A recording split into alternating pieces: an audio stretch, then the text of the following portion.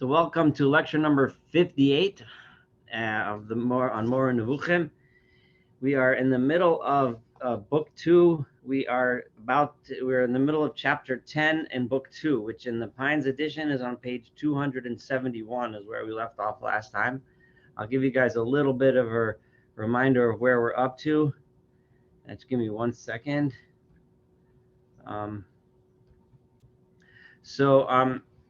The Rambam was leading into the idea of the significance of the number 4. So he had mentioned that the possibility that we can divide the world into four spheres, right? And the universe into 4 spheres: the Earth, and then the Moon, and then the Sun, and then all the stars. So in another sphere. So even though sometimes they have to divide the outer spheres into more, there's a million different versions, and it's not worth going into all the different versions of the spheres. But Rambam is going with the possibility now, and at the words, it is likewise possible that the arrangement of the universe should be as follows. It could be, Rambam is making this suggestion that this is how the world is, and he's going to get into what the significance of the number 4 is. And I want to remind you, obviously, I say this a lot, but we have to keep reminding ourselves. Obviously, this understanding of astronomy and cosmology and physics is very, very different from our understanding. So when we see how Rambam applies his understanding, and he's going to do this today at the end of this chapter, he's going to say this is what must have been the various midrashim, various words that Chazal have said over the years. He was saying that they must have been referring to this physical phenomenon, It's going to lead into the question, and we'll discuss this a bit today, of how we should do the same thing now that we have a completely different understanding of science. But in the meantime, let's see how Rambam does it with his science. But first, he has to build up what the basics of the science is. So the spheres are 4. The elements moved by the spheres are 4. Remember, that is earth, water, fire, and wind, right? Did I get? Yeah. And the forces proceeding from the spheres into that which exists in general are 4. So, and because he mentioned before how each sphere, one has influence over water, and he said that was the moon, and the sun has influence over fire, and so on. So similarly, the causes of every motion belonging to the sphere are also 4. What makes the sphere move? So there's 4 things. One is its shape, its sphericity, which he's going to explain in a minute. Its soul. Remember, he said that every sphere has to have some sort of a soul, right? Because a soul is what decides to make something move. It's what we would call today the energy that a live body has that a non-live body does not have, right?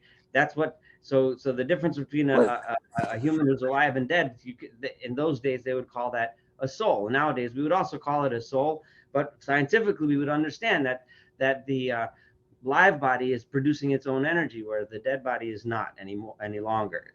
So I mean, it's consuming energy and using a force, etc.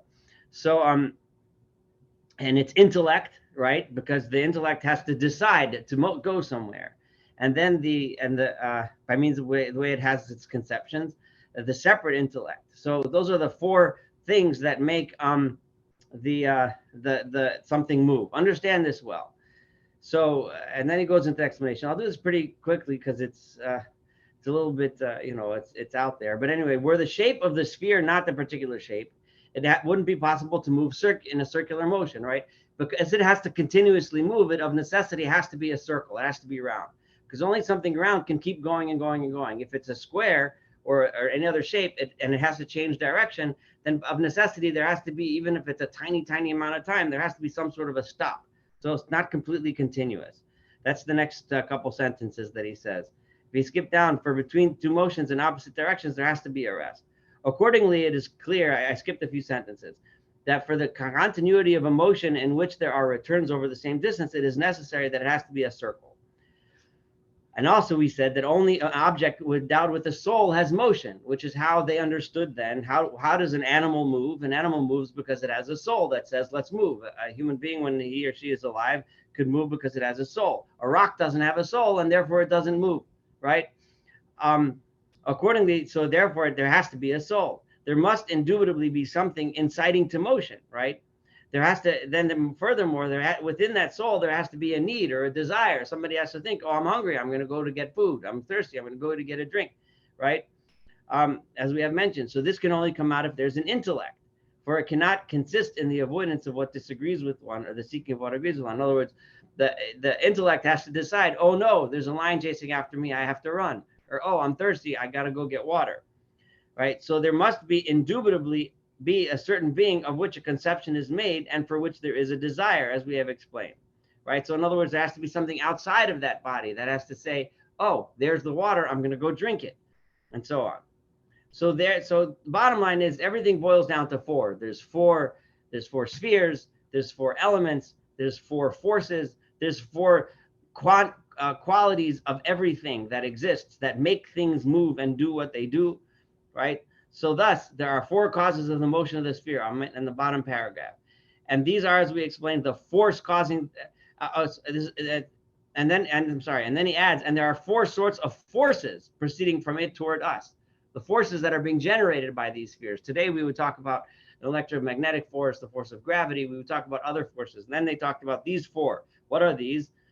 The force causing the generation of the minerals. In other words, the force out of these spheres creates the stuff which makes up the world. The force of the vegetative soul, which is the soul which plants have. The source of the animal soul, which is the soul that any animal has. And the force of the rational soul, which is the thinking soul, which is what humans have. If you consider the activities of these forces, you will find that they are of two species. There's two types. For they cause either the generation of all that is generated or the preservation of what is generated. So some things make, and I'm going to, in the next sentence, I'm going to kind of paraphrase. Some things may preserve a species in a permanent way. So some forces make a rock exist, that a rock stays there like as it is. And some things make a species, like humanity or lions, that exist the way they are forever. And some things are only preserve a specific individual for a specific time. This is the meaning of nature, which is said to be wise, having governance, because those forces sometimes generate things that last for long periods of time, and sometimes generate things that last for a very short temporary period of time. Because nature, having governance, caring for the bringing into existence of animals by means of an art similar to that of a craftsman. So these forces act in a very fine-tuned way, and also caring for their preservation and permanence, so they're bringing into the existence of formative forces, which are the cause of the existence of living beings, and nutritive forces, which are the cause of their lasting for whatever duration is possible. So in other words, all of this, we're trying to simplify it into four forces, but those forces interact in very delicate ways to bring about the huge amount of diversity that we see in the universe around us. So what it is intended hereby, what I'm trying to tell you, Rambam is saying, is the divine decree from which these two activities derive through the intermediary of the sphere. Through these spheres that are rotating and creating these forces, God rules the world because he made a decree and said, this is how it's going to work. And thereby all these different varying things are created. All right. I know that it sounds so different than the way we're used to looking at the world. But now that the Rambam played this out, and I'm going to say it really fast again, four spheres, four forces, everything that moves needs four qualities to move, four types of forces, all of these lists of four. Now the Rambam is going to say, and we see in Chazal how important this number four is. Now think for a minute, before we even read this, right? This is how Rambam conceives of the world scientifically, right? This is how he learned, through the philosophers and the scientists that studied and interpreted Aristotle in different ways. This is how Rambam understood the world that he was looking at. So now he goes and looks at the Chazal, and he sees things which on the surface may not make that much sense. And when you look at these things on the surface, you might wonder, what are these midrashim, or what are these statements of Chazal, of the rabbis, referring to, right? And furthermore, and we're going to see later in the beginning of the paragraph, he's going to talk about statements of the rabbis. In the second part of the paragraph, he's going to talk about psukim, verses in Tanakh, verses of the prophets. And the Rambam is going to say, wow, they must have been referring to this idea of these four spheres, four forces, etc., that I just saw in science. So try to think what you would do if you were trying to do the same thing now, go through the same exercise nowadays. You went to college or high school, college, then you read a little bit, and you think and you see and perceive of the world working in a certain way. And now go to the Torah or go to the Chazal and read through a medrash, and you're wondering what it's really saying, right? And then see if we could do the same kind of exercise. But first, let's see how Rambam does it, okay? The number 4 is wondrous and should be an object of reflection. This number 4 it's amazing how much is interpreted by this number 4. They said in Medrash Rabbi Tanchuma, right? How many steps were in the ladder? 4. So this is referring to the ladder in Jacob's dream, in Yaakov Avinu's dream. There were 4 rungs on the ladder, which refers to the dictum, and behold, a ladder set up on the earth, right? So in all the midrashim, it is mentioned and repeated that there are 4 camps of angels. We see in numerous midrashim, right, that there's 4 different types of angels. Now remember, Rambam referred to the souls of those spheres, and these are angels, right? So that's what angels are. We described that in the last couple lectures. So however, in some manuscripts I have seen how many steps in the ladder? 7. But all the manuscripts and all the midrashim agree that the angels of God, who Jacob saw ascending and descending, were only 4. There was 4 angels, 2 ascending and 2 descending, and that the 4 gathered together upon one step of the ladder, all 4 being in one row, namely the 2 who ascend and the 2 who descend. They even learned this. Okay, and I'm going to continue that in a minute. But so Rambam is thinking. So we see in the midrashim, the rabbis also understood, right? They understood the world, right, to be divided into these 4, I guess, categories, right, or the 4 levels, right? There's 4 spheres. So that if Jacob is going to dream about a connection between earth and heaven, right, Jacob is going to start from earth, and there's going to be 4 rungs leading up because there's 4 spheres, right? So it makes a lot of sense that that's the image that Jacob is going to have in his mind when he thinks about the heaven. Remember, the Rambam, the Torah presents Yaakov's dream as a dream. But the Rambam always interprets a prophecy as a dream of some type, with the possible exception of Moshe Rabbeinu, which we'll get to. But it's always in some dream of some type. So they even learned. So the vision of prophecy that Yaakov had, it makes sense. Rambam says that he saw 4 rungs, because that is how the transition between godliness, right, which emanates throughout these spheres, right, and down all the way down to us, right, and therefore controls the world that we live in, right, is represented by 4 rungs on a ladder. So this is how the Rambam sees Yaakov's dream. Okay, they even learned from this that the breadth of the ladder seen was equal to the dimension of the world plus 1/3. The rabbis also understand that because the width of an angel, right, is equal to the dimension of 1/3 of the world. Okay, so now Rambam's not going to go through all the detail here, but he's saying that that the angels that make up the entire universe are the size of a quarter of the world. Now, how does that work? How does that make sense? What do you mean? Can you measure the size? This sounds like, how you can debate the famous debate of how many angels can dance on the head of a pin or whatever, that kind of thing.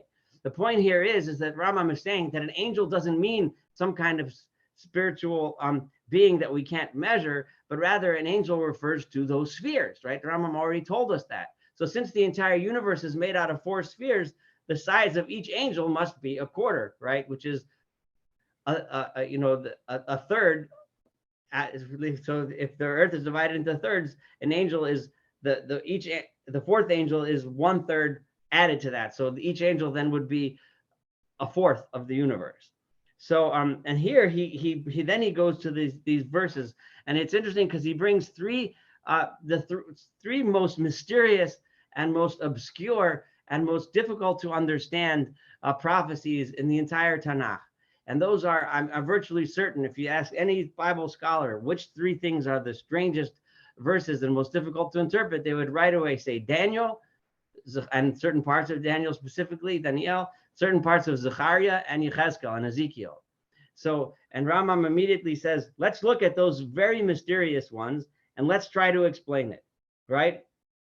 So in Daniel says, and there's a connecting word between all of them, and the Rambam really doesn't tell us what he's trying to say. He's very cryptic. He's very esoteric here. So a lot of this you have to try to think what he really means. But we'll do it anyway. So what is the verse in Daniel? It is chapter 10, Parak Yud of Daniel, and Parak Pasuk Vav. And Daniel is referring to a vision in which he saw he was standing on the Tigris River, and he saw a vision of an angel. And he describes the angel as follows: Uguviyato katarshish. His body was like a tarshish, which is some kind of stone, right? Ufanav, and his face was kimarei varok, was like the appearance of lightning, so it was bright as lightning. Ve'inov kilapide eish, and his eyes were like flaming torches. Uzro'otav u'margalotav ke'ein nechoshet kolal, and his arms and legs were shiny. Nechoshet is usually translated as bronze or sometimes copper, sometimes brass, but it's shiny nechoshet. Shiny, I'll call it bronze because that's the most common one. So Zechariah, right, when he describes in his vision, this is Zechariah chapter 5, and this is of course very strange stuff to imagine what it's talking about, but Rambam will try to give us a little hint into understanding what it is. V'ashuv, the Zechariah is referring to a series of prophecies, a series of visions that he saw in a dream. And how to interpret these things, there's a million people write on potential understandings of it, but no one really knows exactly what these prophecies are talking about. But here we are. So Zechariah writes, V'ashuv v'esa einai, and I looked up again because there were previous visions, which I'll leave aside for now because they're not relevant for today's discussion. I raised my eyes, and I saw, V'hinei arba markavot yotzaot. There were 4 chariots coming out, from the two big mountains. And those mountains were made of nechoshet, which I translated before as bronze. So I'll stick with the bronze alone. Okay, and of these, and then Yechezkel, Ezekiel, chapter 1, Parak Aleph, Pasuk Zion. This is Yechezkel's vision of the chariot of God, so to speak. But he's describing the angels that surrounded the chariot or the throne of God, right?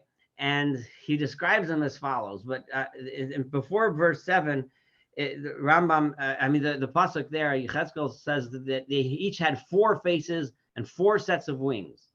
So viragleim regel yeshara, their legs were a straight leg. V'kaf ragleim kekaf regel egel, and the foot of each leg, right, looked like the foot of a calf, like the hoof of a calf. V'notzitzim, and they were sparkling ke'ein nechoshet kolal. Again, the same phrase, like shiny bronze. So these are very, no one really, I don't know how many people really understand what these verses are talking about. But so the Rambam brings all 4 of these, and now I'm going to read through the words of the Rambam at the bottom of 272. In his parable, Zechariah, when describing, and I just read that verse to you about the 4 chariots from the mountains, right, says an interpretation of this, right, there are 4 heirs of the heavens which go forth after presenting themselves before the Lord of all the earth, right? They are, so what is Zechariah seeing? So the Rambam is thinking to himself, well, these forces that I just described to you, Yaakov Avinu saw these 4 spheres as 4 rungs in a ladder. Zechariah, when he sees this vision, he sees this vision of the four energies, the 4 forces that are coming out of those things. They are accordingly the cause of everything that comes to pass in time. Those 4 forces are the forces which make everything happen. Remember, Rambam described that those forces are what makes everything happen on this world. In regard to his mentioning brass, right, you can perceive in them a certain equivocality, right? That the word brass you find in each one of these phrases can carry several meanings. You shall hear an indication regarding this. As for their dictum that an angel is equal to a breath in the third of the world, namely as in Bereshit Rabbah, which reads, it says specifically that the angel is the third part of the world, right? It is very clear, as we have explained in our great compilation on legalistic study of the law. So in Rambam and Mishnah Torah and Yesodei Torah, and I should have brought one, but I didn't put one in front of me, so I'll leave that out for now. But he says that it's the size of a third, but it remains separate to the universe, making it a fourth of the whole thing. For all created things are divided in 3 parts: the separate intellects, which are the angels, the second is the bodies of the spheres, and the third is the first matter. So so the Rambam really didn't tell us much, right? But what he did tell us, we still don't know. He didn't really tell us what the shining brass was, and why that's the same. We find it in all three of these places. He said, just you should perceive in them, think about them, and you'll see that they all somehow are matching up with each other. But he did tell us that they all seem to focus on this idea that an angel is referring to the forces through which God runs this world, right? And remember, Rambam understood that the angel is the actual force that makes the spheres run. So they're scientific beings. They're things that you can theoretically measure in a lab, right? And that those angels are what, when the prophet perceives these wonderful sights, he's not perceiving some spiritual entity that we don't know, that we can't see, but he's perceiving the actual forces that make the world go around. He's perceiving the actual bodies which make things in this world happen, right? In this way, this is how one who wants to understand the prophetic riddles should understand them, right? So if you want to learn the Torah and you see something in the Torah, right, that you don't know what it means. So for example, you learn Zechariah, right? The psukim that Rambam just brought. So how do you answer those riddles? So this is almost the secret. This is like smack in the middle of Mor Nevuchim, right? Is like the answer to the big question, right? The Rambam started the Sefer saying, what do you do when you don't know how to interpret the Torah and it doesn't seem to make sense? Well, this is what you do. You look at the world around you, you learn about how the world works. In the Rambam's case, you study Aristotle, you learn how the spheres go and how the stars go and how the moons go. You learn about all the forces. And then you look at Zechariah and you say, what's he talking about? What did he see? Right? And then what if such a person does that? In other words, if we were to do this, he will awaken from the sleep of negligence. And this is important. Anyone that doesn't work this way is being lazy. The Rambam is saying that someone who says, oh, he's describing some spiritual concept or phenomenon that I'll never understand. According to Rambam, that's a lazy person or a negligent person, right? Be saved. And then, but if you do think about it, you will be saved from the sea of ignorance, right? And rise up towards the high ones. He, however, who is pleased to swim in the seas of his ignorance and comes down lower and lower, if you're willing to do that and be ignorant about it, he has no need to worry. But then fine, if you're happy there, if you're happy being ignorant, then go ahead. Don't bother yourself and get yourself all tired out trying to think of answers. When he ceases moving, he goes down to what is lowest in nature. In other words, when he dies, he's going to just be a bunch of dirt like anyone else. But if you use your mind and you think about how to do this, then you'll understand all that is mentioned, reflect, and think about this.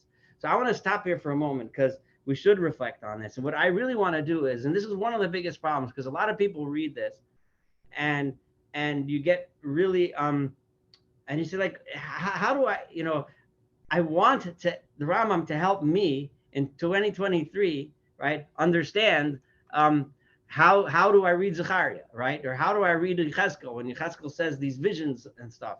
And this doesn't help me because he's talking about spheres and there's no spheres. We know there's no spheres, right? Right? The space is space, right? There's no four forces that we know about atoms and the forces and energy that's contained in atoms. We know about molecules. We know about, there aren't four elements. There's however many elements. They discover a new one every few weeks. So what's the how do we do this? And so I want to see. I mean, I of course have thought about this a lot, but I want to know from people that are here if you have any ideas. So how could we say, now that we learn science in 2023 and now we look at Zechariah, how could we look at the vision of Zechariah and use what the Rambam is teaching us today? And I have two comments. One is not related.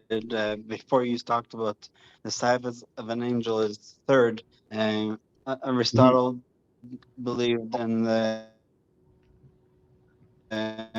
three pillars holding the planet Earth on top of them. So maybe that's what they mean by a third, not literally a size. Anyway, that's not related to this question. Okay. In terms of the four elements as opposed to 120 or whatever, even even the element table includes 8 gases and which is avir, and this many metals and this many things that are so, like, maybe just because the Greeks didn't know how many actual elements are, doesn't mean that they're wrong about the categories. The categories are pretty simple. There's 4 categories, and everybody has to agree about that, because just because we didn't know what the difference between hydrogen and gold is, doesn't mean that we're stupid. Just means that we didn't know. Right. So Yeah, I mean, maybe you can say it's a solid, liquid, gas, like could be state of matter, and then the fourth one would be energy, like the heat of sun or something like that. yeah. So But even if ash, there are specific metals like sodium and potassium that burn, and my father got burnt by bromine, and that's a gas. So so there is that element of fire, and Mhm. just because they named it simpler than we doesn't mean that we're more sophisticated or smarter. No, we're not smarter. We just have the advantage of a couple thousand more years of investigation and learning, you know. But so what do we do about applying this when we sit and we learn Zechariah? So the Rambam looked at Zechariah and said, "This is amazing." Zechariah talks about 4 chariots, right? The 4 chariots are the ways which God rules the world, because we know that there's 4 forces, right? I don't think anyone today would really describe things as 4 forces. So how do you and I look at Zechariah with today's science? You may not have an answer. I'm not sure if I do, but like, how do we look at Zechariah, and how does it make sense to us? Because the Rambam says this is the way, if you want to understand the prophetic riddles, this is how you have to do it.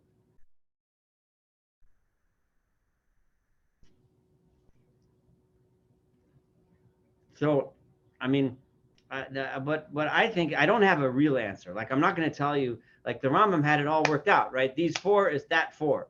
But he tells us, I mean, this is just a tiny little example. There's a lot of Zechariah and Yechezkel. He literally he quoted literally the big 3 most complicated, most esoteric, most difficult to understand chapters in the entire Bible, right?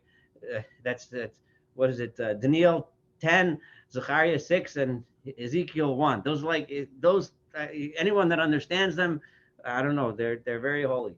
But but um but the point that the Rambam's trying to make is, I think that we may not understand them, right? You could try and you might not get there, but this is the way to understand them. What he's trying to tell us is that Zechariah is describing a vision of how God runs the world, right? And exactly what he's referring to, he created images in his mind that made sense to him, right? Those images, but what those images represent is God running this world. Maybe at one day in the future we'll all know everything. Maybe all the knowledge will be revealed, and it'll just make sense exactly what he's referring to. Maybe he's referring to atomic energy. Maybe he's referring to gravity. Maybe he's referring to electromagnetic energy. Maybe, who knows what we don't know, right?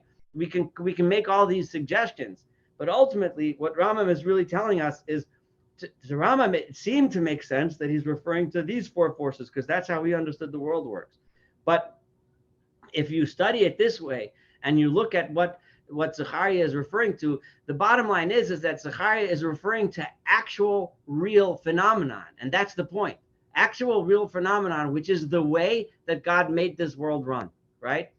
Whether it was through spheres like Aristotle thought and Rambam thought, or whether it's through some other way that we think, whether it's through some way that someone 100 years from now will discover and think, that's really not the main point. The main point is that Zechariah is talking about, right, about how God runs the world. He was seeing this tremendous vision, which was, in the Rambam's explanation, not a vision of something that's up there that we'll never understand, that we'll never see, something that's so spiritual that we have no access to it, but rather what he was seeing was the way God relates to this world. He saw it in chariots, fiery chariots, and mountains of bronze, right? And those things represent those forces with which God creates the world and makes the world run every single day that we experience every day. So they're real things that we experience. And that's what Zachariah was watching. I think that's the main point to really get out of this. The chapter 11, we should continue. I don't know if I'll get through the whole thing, but we'll start and we'll see. So remember, all of these chapters are leading up to the big argument between Rambam and Aristotle, right? Until most of the time until now, Rambam has been holding Aristotle up on a pedestal because he basically understands the world with Aristotle's science. But he's leading up to the big argument between Aristotle and the Torah, and that is, was the world created in time, right? According to Aristotle, there's a God, but God has always been there, and the world has always been here, and there never was a creation. And according to Rambam, according to the Torah, there was a creation, right? And we're leading up to Rambam's big argument with Aristotle, and he's going to eventually, after he lays down all of these principles and ideas, he's going to explain to us why he disagrees with Aristotle and why the Torah is consistent with all of what science knows. However, the Torah but teaches that all of this had a starting point in time with a being, namely God, that at a certain point in time decided, well, not so much in time, because Rambam emphasizes that time itself is a creation. That's a bad word, but there was a creation, right? So but I just reminding you, it's going to take us a couple of weeks till we get to that argument, but that's a very crucial argument. So, but here we go, chapter 11. No, with regard to astronomical matter, I might skip a few sentences and paraphrase them. But let me explain a little bit before we read this chapter. I'm going to tell you what Rav Kapach says to explain this paragraph. I mean, it's a pretty long paragraph, and that is that with regard to astronomical matters, when in other words measuring the rotation of the moon, the sun, and I say it rotation because that's the way they viewed it then, and that's actually right. The Rambam says that the demonstrations, the experiments, right, that either support or contradict the findings and the calculations of all the astronomers who tried to predict, where Mars is going to be tomorrow, and when the sun is going to rise tomorrow, and whether the moon, what phase of the moon is going to be next week, right? They don't really have a full understanding. This is what the Rambam's about to tell us, of exactly what rotates around what and what rotates where. All they have is an understanding of a way to predict what we're going to see, what movement this planet is going to make tomorrow, right? In other words, and the reason why Rav Kapach explains that Rambam is trying to get to us the following idea, right? And that is, let's say if you and I were to have an argument, right? I get in a bus. Rav Kapach talks about bus stops between Yerushalayim and Tel Aviv. Obviously, he lived in Israel. So you get on the Egged buses. He gives us an example that in those days, that was the only bus company, I think. And you get on a bus stop, and he names a bus stop in Yerushalayim, right? And you pass by, and he names several bus stops you're going to pass along the way, and you get to Tel Aviv, right? And it takes you an hour, right?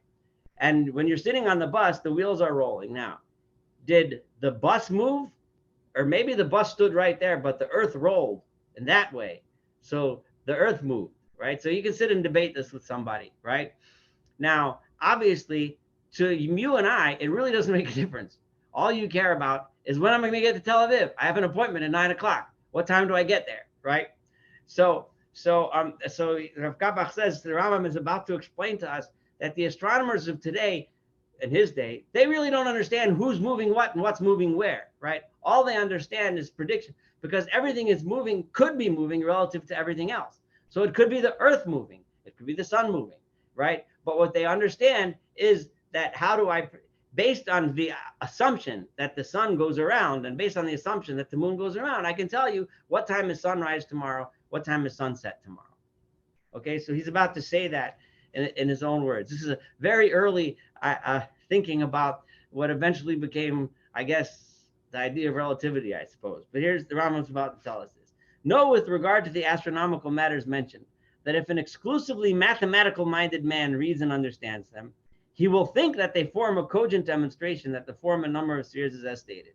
You're going to read through all of the mathematical calculations of, in the Rambam's time, it would have been Ptolemy and Plato and Aristotle and and Pythagoras, all of these guys who had, and I probably missed a few, and then of course Al-Farabi and so on, and they would have figured out the astronomy and tell you so. But now things are not like this, and this is not what is sought in the science of astronomy. Astronomy isn't really telling you what's actually going on, right?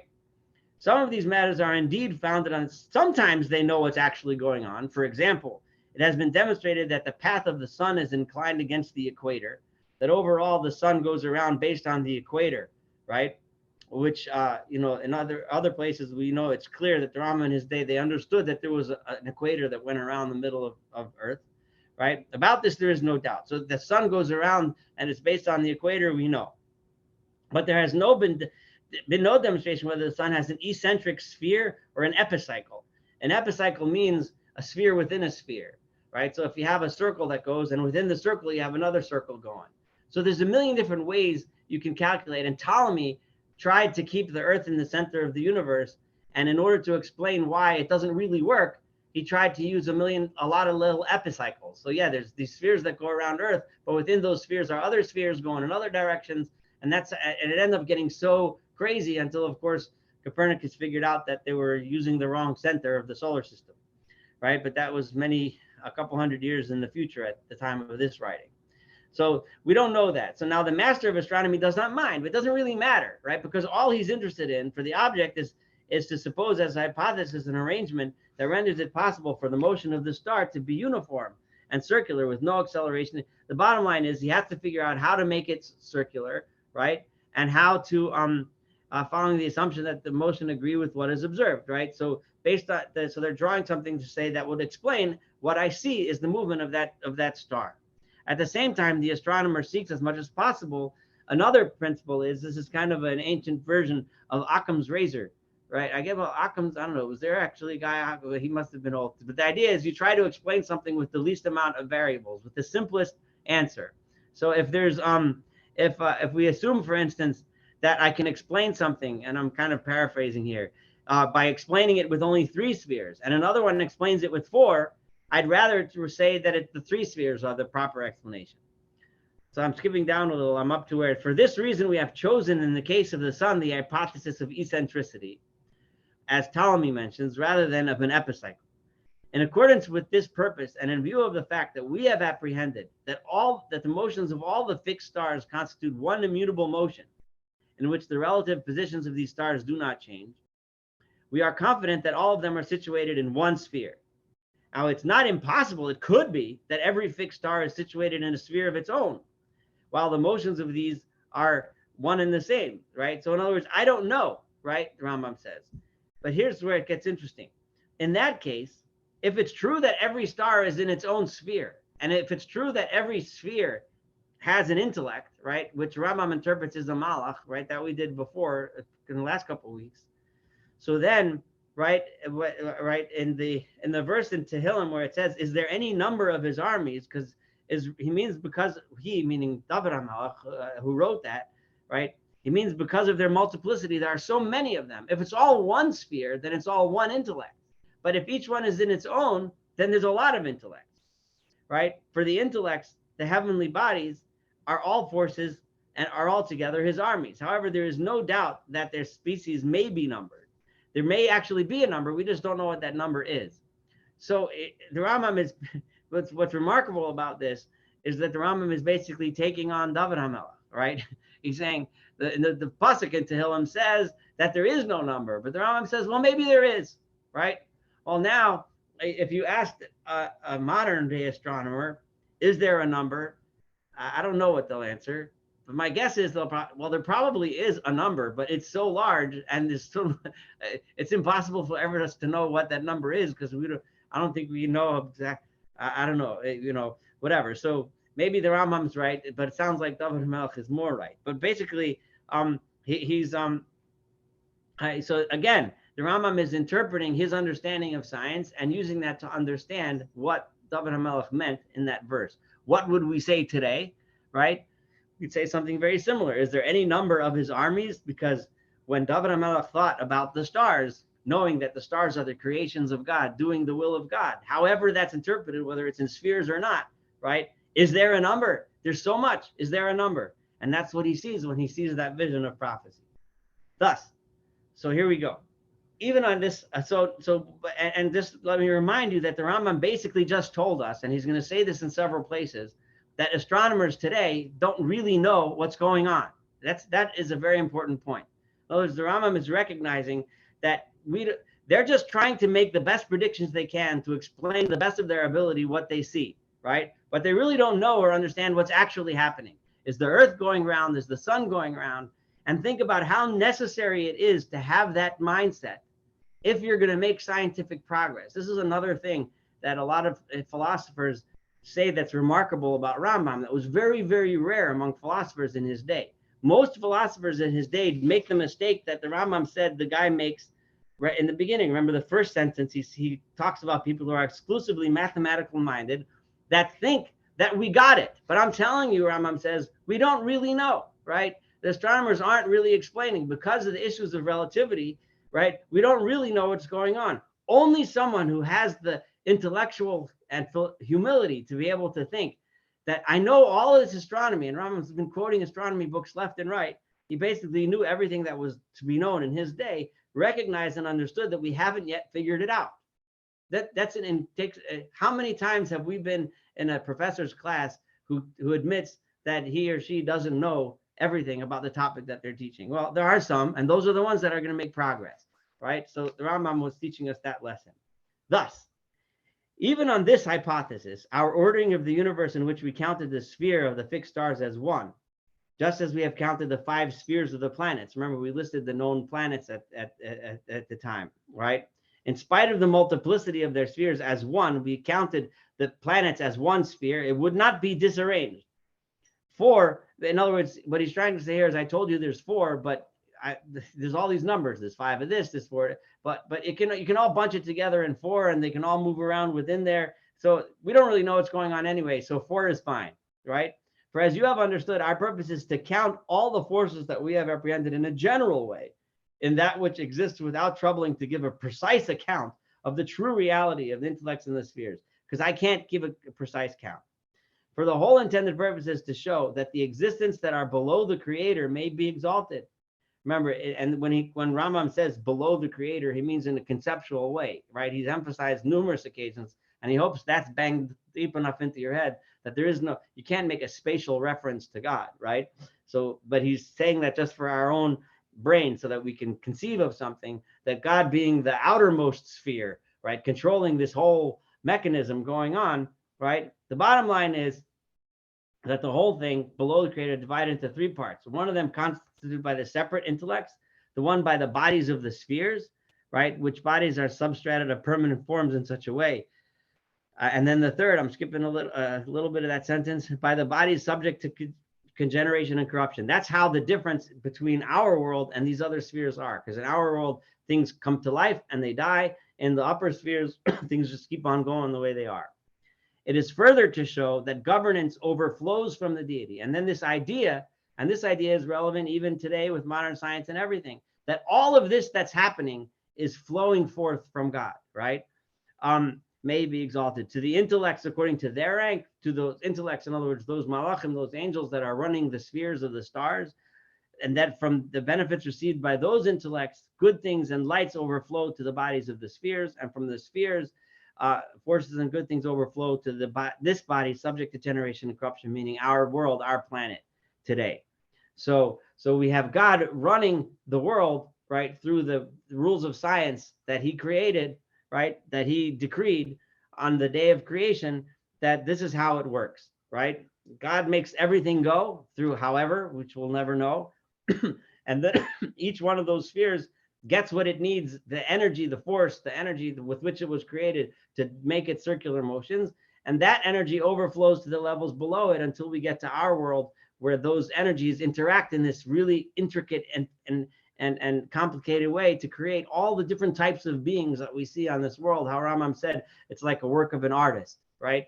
In the last chapter, which we just read tonight, like a work of an artist, because it's so complex the way all these things interact that we see all the different types of creations, things coming to life, things dying, and so on and so forth. We're almost at an hour, so we can't finish this thing. But I want to give a little hint so that a little interest it's in coming back the next time, right? One of the things that the Rambam is going to achieve with this idea, and this is some, if you go back, I remember learning, right, that when Copernicus came around and told everybody that the sun is the center of the solar system and not the earth, right, people went bonkers, right? And this is what I remember learning, and tell me if you guys learned the same thing.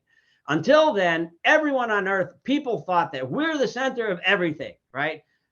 The whole universe revolves around us, and that gave us this huge sense of importance, right? And then Copernicus came and said, no, you're just another ball floating around the sun, just like all the other balls, and the sun is the center of everything. And it was a huge shock to humanity, because humanity all of a sudden thought that we thought we're so important, and now we're just a bunch of things crawling around on a ball floating around the earth. Now, there's probably truth to that. However, Rambam is about to state, because he went through this whole exercise of describing to us these spheres and the intellects that are in these spheres and the angels and the energy that they receive from God and so on, Rambam is going to emphasize that the world was not created just for the little ball that's in the middle of it all, Earth, right? Each and everything every sphere has its value. Every sphere is important. Every malach has an important purpose and a reason for being. And it receives the goodness from God, and then each one overflows to the next level down, and so on and so forth, because each thing is important in its own right, right? And so we shouldn't think that we're the only ones with intellects. We shouldn't think we're the only ones that get stuff from God, right? That gets energy from God and so on. This entire universe, every single thing has its importance. The Rambam is not going to continues to say, but not in this chapter, later on, that is true. And this is a fundamental idea that the Rambam says that's true for every animal that exists and every plant that exists. It doesn't just exist for us, right? But it exists for its own purpose. Every animal has its own purpose and its own reason for existing. Every being has its purpose and reason for existing. It's a fundamental idea of the Rambam. In the next paragraph, which I'm going to read to you next week, the Rambam mentions and emphasizes this, but only regarding the upper spheres. The lower spheres we'll get to later, another week in the future. But it's a fundamental idea of the Rambam, which goes along with this idea that everything has an intellect. I mean, we might not call it an intellect today. We might call it energy or whatever we want to call it.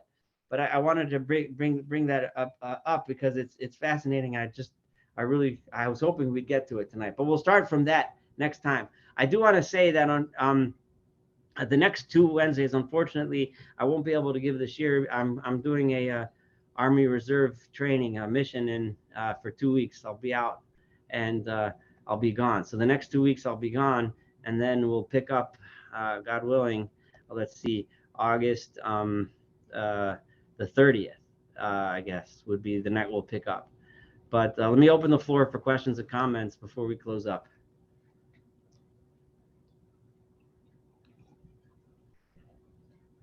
No one. Rambam's just blowing us away. All right.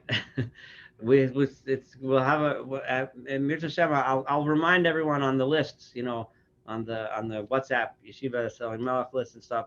But the next 2 weeks, unfortunately, I won't be able to do this with you guys. But we'll keep rolling until we finish this book. All right. Have a wonderful evening. We'll be praying for you. All right. Thank you. Thank you. Bye-bye.